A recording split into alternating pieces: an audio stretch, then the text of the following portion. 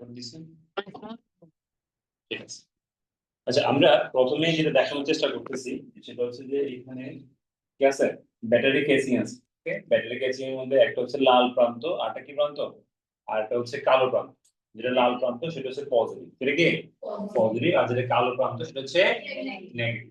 তো আমরা এটার সাথে কি করলাম, দুটো কপার দণ্ড। আপনার কাজ এই ভিডিও কিন্তু এখানে যেটা আছে দুটো কি কপার দণ্ড, তাহলে এখানে একটা কপার দণ্ড লাগালাম আর এখানে একটা কপার দণ্ড লাগালাম, সমস্যা নেই। তাহলে আমরা কি করছিলাম, আমরা এখানে একটা কপার দণ্ড নিয়েছি যেটাকে আমরা ব্ল্যাকে বলেছিলাম কি আপনার নেগেটিভ প্রান্ত, সেখানে একটা কপার দণ্ড আছে এবং এখানেও একটা কপার দণ্ড আছে। এবং এই কপার দণ্ডের সাথে আমরা একটা লাইটকে সংযুক্ত করেছি, এলইডি লাইটকে সংযুক্ত করেছি তার পথে। এই যে ছোট একটা লাল লাইট দেখা যাচ্ছে, তাই তো?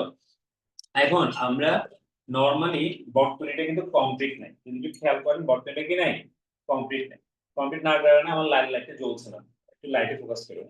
কিন্তু আমি যদি কি করি, কানেকশন দেই, কানেকশন দিলে দেখা যাচ্ছে কি হচ্ছে, লাইটটা জ্বলছে। একটু কানেকশন দিচ্ছি যে ওটা একটু দেখা, একটু দূরে না, দূরে আছে, বাতি বাতি জ্বলছে না, কিন্তু যখনই আমি টাচ করতেছি আমার বাতি জ্বলছে, দ্যাট মিন্স সার্কিটটা ফিল আপ হচ্ছে। এখন আমরা কি করব, যদি এভাবেই বর্তনী পূর্ণ করি তাহলে তো আসলে এটা ফিজিক্স হয়ে গেল, কেমিস্ট্রি কিছু এখানে নাই। তাহলে আমরা কি করলাম, পানিতে দিলাম দুটো দণ্ডকে, পানিতে দিলাম, খেয়াল করে পানিতে দিলাম দুটো দণ্ডকে, কোনো বাতি কিন্তু জ্বলছে না। বাতি জ্বলছে, তার মানে যেহেতু দণ্ডগুলো দূরে আছে এবং পানি কিন্তু তড়িৎ পরিবহন করে না, করে যেখানে একটু এসিড মিশ্রিত থাকে। আর এখানে যদি আমরা এসিড মিশাই নেই তাহলে আমাদের বাতিটা জ্বলছে না। আমি বাতিটাকে একটু দূরে করে দেখা থেকে, ক্যামেরাম্যান জলদি ফোকাস করবেন, ঠিক আছে? তাহলে এখানের মধ্যে বাতি একদমই জ্বলছে না, একদমই জ্বলছে না। হ্যাঁ, লাইট একটু পাশে দিলে আমি একটু ঘুরাই দিই। ভালো বলছো, আমি জানি লাইট যখন জ্বলবে তখন এটা যথেষ্ট। আর এটা ভালো কথা বলছো, একটা কাগজ দেন তো, ব্যাকগ্রাউন্ড একটু ব্ল্যাক করে দিই, হোয়াইট করে দিলে ভালো দেখা যাবে। আমি কাগজ দেখতে পাচ্ছি না। আচ্ছা, আমরা একটু করে এখন দেখা যাচ্ছে। ঠিক আছে, ভালো কথা বলছেন। তাহলে এই অবস্থায় কিন্তু আমার বাতি জ্বলছে না। কেন জ্বলছে না? কারণ যে দণ্ডগুলো পৃথক আছে, পানিও এখানে কোনো হেল্প করতে পারছে না। তাহলে আমরা একটু কাজ করি, আমরা দৃশ্যপটে কাকে নিয়ে আসলাম, খাবার লবণ বা সোডিয়াম ক্লোরাইডকে নিয়ে আসলাম।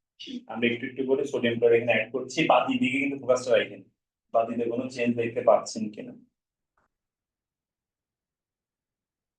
আমরা সোডিয়াম ক্লোরাইড আস্তে আস্তে অ্যাড করতে থাকবো, যথেষ্ট পরিমাণ যদি অ্যাড হয়ে যায় আশা করছি বাতি কি করবে, জ্বলবে। আর জ্বলতেছে একটু, আর আরেকটু সময় দিই, আমরা একটু সময় দিয়ে একটু ধরতে যাবেন। হ্যাঁ, ভালো কথা বলতে না, লাইট অফ করলে আমার ক্যামেরার ভিডিও কোয়ালিটি খারাপ হয়ে যাবে। হ্যাঁ, বাতি অলরেডি জ্বলতেছে। তারপরে আমরা এক কাজ করি, সুবিধার জন্য লবণগুলোকে একটু দ্রবীভূত করার সুযোগ করে দিই। দেখেন বাতি কিন্তু আস্তে আস্তে জ্বলতেছে। খুবই চমৎকার একটা বিষয় দেখতে পাচ্ছি আমরা, এতক্ষণ কিন্তু বাতি জ্বলে নাই। যখনই আমরা লবণ দিয়েছি তখন কিন্তু বাতিটা জ্বলছে। একটু আর একটু ক্যামেরাটাকে ভিন্ন অ্যাঙ্গেলে দেখানোর চেষ্টা করো, তবে আমি বাতিটা একটু আপ করে দেখাই। বাতি কিন্তু স্পষ্টতই জ্বলতেছে। যদি আমরা একটা দণ্ডকে বাইরে নিয়ে আসি তাহলে কিন্তু বাতি আবার অফ হয়ে গেল। আমরা আবার যখন পানিতে প্রবেশ করাচ্ছি সাথে সাথে স্পষ্টই দেখা যাচ্ছে বাতিটা জ্বলছে। তাহলে বাতিটা কেন জ্বলছে এটার ব্যাখ্যা আমরা থিওরিটিক্যালি আবার একটু ব্যাখ্যা করবো বোর্ডে। আপাতত আমরা এক্সপেরিমেন্টটা শেষ করি। হ্যাঁ, আমি যত দিয়ে থাকবো এটা কিন্তু আস্তে আস্তে আরো বেশি উজ্জ্বল হবে। কেন উজ্জ্বল হবে? কারণ ফ্রি আয়রন অনেক বেশি পাওয়া যাবে, অনেক বেশি পাওয়া যাবে। তাহলে আমরা এখন এতক্ষণ ধরে যেটা দেখলাম সেটা হচ্ছে কিভাবে আমরা লবণের মধ্য দিয়ে করতে পারি, বা লবণের দ্রবণের মধ্য দিয়ে তড়িৎ প্রবাহিত করতে পারি। তাহলে এখন থেকে আমরা যখন প্র্যাকটিক্যাল খাতা লিখবো, প্র্যাকটিক্যাল খাতা যখন আমরা লিখবো তখন আমরা এটা ফিল করে লিখবো যে আসলেই কি করে আণবিক তড়িৎ পরিবহন করে। এবং ম্যাক্সিমাম ক্ষেত্রে বাচ্চারা কি দেয় না, ছবিটা দেয়। আমরা ভিডিওটা যদি শর্ট করবো, আমরা আরেকটা জিনিস দেখাতে চাচ্ছিলাম, সেটা হচ্ছে কিভাবে লবণকে ভাঙা যায়, কিভাবে লবণকে ভাঙা যায়। তার জন্য লাইটের কোনো দরকার নাই, আমরা আপাতত লাইটটাকে খুলে ফেলছি। আপাতত লাইটটাকে আমরা খুলে ফেললাম। আর আমার যে দণ্ড, কপার দণ্ড, সেটাকে আমরা সরাসরি অপর যেই কি আছে পজিটিভ প্রান্ত আছে লালটা, তার সাথে দিয়ে দিলাম। তার মানে আমাদের হাতে এখন কি আছে, দুটো কপার দণ্ড আছে, জাস্ট ব্যাটারির সাথে যুক্ত। একটা পজিটিভ, একটা নেগেটিভ। আমরা নেগেটিভ বলেছিলাম কাকে, কালোটাকে। তাই তো? আর পজিটিভ বলেছি কাকে?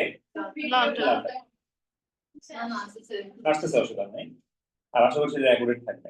তাহলে আমরা এখন যে কাজটা করার চেষ্টা করবো সেটা হচ্ছে তড়িৎ বিশ্লেষণ করে লবণকে কিভাবে পৃথক করা যায়। নর্মালি লবণ যখন আমরা দিচ্ছি পানিতে, লবণ কিন্তু দ্রবীভূত হচ্ছে, পৃথক তো হয়ে গেল, কিন্তু আমরা চাচ্ছি উপাদানগুলোকে পাওয়া যায় কি। উপাদানগুলোকে মিন্স আমরা সোডিয়াম আর ক্লোরিনকে আলাদা করতে পারি। একটা ব্যাপার সবচেয়ে বেস্ট হতো যদি আমরা এখানে শুধু সোডিয়াম ক্লোরাইডকে গলাতে পারতাম, কিন্তু তার জন্য অনেক বেশি তাপ লাগবে। কত তাপ? 801। তাহলে আমরা ওই গলিত সোডিয়াম ক্লোরাইড না নিয়ে সোডিয়াম ক্লোরাইড কি নিয়েছে? দ্রবণ নিয়েছে। দ্রবণ নিলে কিন্তু আয়ন একটু বেড়ে যায়। সোডিয়াম থেকেও একটা কি আসে, সোডিয়াম ক্লোরাইড থেকে একটা ক্যাটায়ন আসে, আবার পানি থেকেও একটা ক্যাটায়ন আসে, আবার কিন্তু অ্যানায়ন ক্লোরিনও হয়, আবার পানি থেকে হাইড্রোক্সিলও হয়। তো আমি এইটুকু একটু বলি, সেটা হচ্ছে আমরা একটু করে দেখানোর চেষ্টা করতেছি যে দুটো দ্বন্দ্ব দিলে মজার বিষয় দেখেন, একটু দ্বন্দ্ব দেখানো যাচ্ছে। আপনারা একটু একটু উঠে আসেন কষ্ট করে, সবাই না, আগে এই পাশে যারা আছেন তারা, এভাবে যারা আছেন। আমরা দেখতে পাচ্ছি যেটা আমাদের কালো প্রান্ত, কালো প্রান্ততে যথেষ্ট গ্যাস তৈরি হচ্ছে, দেখা যাচ্ছে। এখন এই গ্যাসটা কিসের সেটা আমরা থিওরিতে সলভ করব, তারপর আমি একটু বলে দিই। গ্যাস হচ্ছে হাইড্রোজেন গ্যাস। কি গ্যাস? তাহলে কালোটাতেই কেন হাইড্রোজেন গ্যাস? আর হাইড্রোজেন গ্যাস তো আসার কথা না, আসলে তো সোডিয়াম ক্লোরাইড থেকে সোডিয়াম বা ক্লোরিন গ্যাস আসার কথা ছিল। তো সেখানে আমরা এটা একটু ব্যাখ্যা দিব। হাইড্রোজেন গ্যাস আমরা দেখতে পাচ্ছি, আর একটু জুম করে দেখানো যায় কিনা। মানে একটা থেকে যে গ্যাস উঠতেছে সেটা, হ্যাঁ, এই যে এই প্রান্তটাতে আমরা এই প্রান্ত যদি আমরা কাছাকাছি নিয়ে আসি, গ্যাসের পরিমাণটা বেড়ে যাবে কাছাকাছি নিয়ে আসলে। আর আমি যদি একটু দূরে সরাই নিই তাহলে দেখেন গ্যাসের পরিমাণটা একটু কম আসে, একটু কম আসে। যারা একটু কাছে এসে দেখতে চান পিছন থেকে আসতে পারবেন, সমস্যা নেই। একসাথে সবাই না আসে, তিনজন তিনজন করে আসে। এখন আমি দুটো কথা বলে শেষ করি। একটা হচ্ছে আমার অ্যানোড, একটা হচ্ছে ক্যাথোড। যেখানে হাইড্রোজেন গ্যাস তৈরি হচ্ছে সেটা হচ্ছে ক্যাথোড। এটা কি? ক্যাথোডের কাজ হচ্ছে বিজারণ ঘটানো। সে হাইড্রোজেন আয়নকে কি দেয়? ইলেকট্রন দেয়। সে হাইড্রোজেন আয়ন পর্যায়ক্রমে হাইড্রোজেন গ্যাসে পরিণত। আর আরেকটা প্রান্তে হচ্ছে ক্লোরিন গ্যাস পাওয়া যায়। কি পাওয়া যায়? Chlorine gas. আর ক্লোরিন গ্যাসটা কি করে? কপার দ্বন্দ্বের সাথে কপার ক্লোরাইড তৈরি করে। সেই কারণে ওটা একটু ঘোলা হয়। হ্যাঁ, সেটা আমি বলতে চাচ্ছিলাম। একটু ঘোলা হয়ে যাচ্ছে। কেন ঘোলা হয়ে যাচ্ছে? কারণ ওখানে কপারটা ক্লোরিনের সাথে বিক্রিয়া করতেছে। কপারটা কার সাথে? ক্লোরিনের সাথে বিক্রিয়া করে কপার ক্লোরাইড তৈরি করতেছে। তাই ওই দ্বন্দ্বটা কি হচ্ছে? ঘোলাটে হয়ে যাচ্ছে। আর আরেকটা দ্বন্দ্ব ক্রমাগত কি নির্গত করতেছে? হাইড্রোজেন গ্যাস নির্গত করতেছে। এখানেও কিন্তু আরেকটা দ্বন্দ্ব ক্লোরিন গ্যাস বের হওয়ার কথা ছিল, কিন্তু ক্লোরিন গ্যাসটা দ্বন্দ্বের সাথে বিক্রিয়া করার কারণে ওটাকে আমরা বুদবুদ আকারে দেখতে পাচ্ছি, ওটাকে ওই দ্বন্দ্বটাকে গোলা করে ফেলতেছে। এখন আমরা যদি দ্বন্দ্বটার কালার একটু দেখাই, একটা কালার কিন্তু কপারের মতো আছে, আর একটা কালার কিন্তু একটু কালচে হয়ে গেছে, বিশেষ করে যেখানে ক্লোরিনের সাথে বিক্রিয়াটা হয়েছে, দেখা যাচ্ছে। একটা কপারের কালার ঠিক আছে, আরেকটা কিন্তু কালচে হয়ে গেছে। তাহলে এর মাধ্যমে আমরা দেখলাম যে লবণকে ভাঙা যাচ্ছে কিসের মাধ্যমে? তড়িৎ বিশ্লেষণের মাধ্যমে। আমরা ক্যাথোডে পাচ্ছি হাইড্রোজেন গ্যাস, আর অ্যানোডে পাচ্ছি ক্লোরিন গ্যাস। আর ক্লোরিন গ্যাসটা কি করছে? অ্যানোডের কপারের সাথে কপার ক্লোরাইড তৈরি করার কারণে সেটা একটু ঘোলাটে হয়ে যাচ্ছে। আপাতত আমরা এটাই দেখলাম প্র্যাকটিক্যালি, এরপর আমরা একটু থিওরিটিক্যাল ব্যাখ্যা দিই। একটু জুমটা অফ করে দাও, রেকর্ড অফ করে দিব। রেকর্ড